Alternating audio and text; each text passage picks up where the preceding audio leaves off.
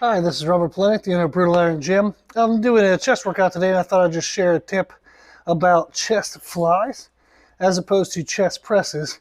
And this is actually specific to a kind of a chest fly machine. So the benefit of a chest fly machine, which is what I'm sitting on, you can see here's the arm, there's a handle out here, and there's a handle on this side. So I'd actually bring these forward and do a fly.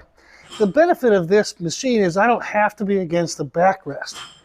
So if I was doing dumbbell flies, I would have to be kind of forced by gravity down into the bench. The benefit of a machine is I can sit upright. What this allows is I have freedom of motion of my shoulder joints.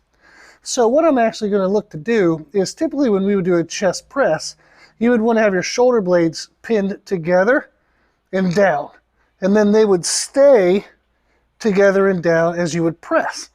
And that gives you a nice stable base to push from your shoulders. Well, with a seated upright kind of chest fly, the benefit is we don't have to have our shoulder blades stay in place. We don't have to have our shoulders kind of pinned in place.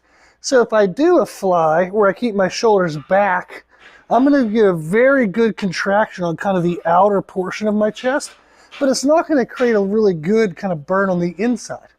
So what we can do to get more of an inner chest is to actually allow our shoulders to move.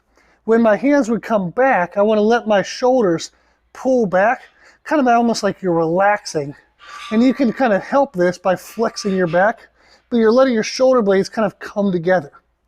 Then, as I would go forward with my hands, I would actually promote my shoulder blades to spread apart, and my shoulders are actually coming forward now. Now, I don't want to lose my kind of spinal positioning, so as I come forward, I don't want to round over. I want my spine to kind of stay the same, but as I come forward, my back would open up and my shoulders would actually travel. So you can see how I can kind of just stretch my shoulder joint. Here would be pulled back, here is forward.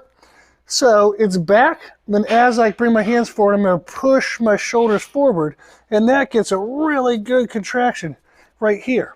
So to show you the visual of what this looks like is I'm going to sit forward off the backrest. If I were to pin my shoulder blades together, the flies would look like this. And I'd have a hard time coming any closer because my upper arm bone is actually hitting into my chest muscles. So that's pretty much all the range of motion I'm going to get. But if I let my shoulder blades come forward and I squeeze, I can actually touch my knuckles together. So my shoulder blades are coming back like the shoulder blades are touching. I'm going to push forward and squeeze by allowing my shoulders to travel forward. So shoulders back when my hands are back, shoulders come forward when my hands come forward. And that gets us a much deeper contraction, especially along the inside edge of the chest.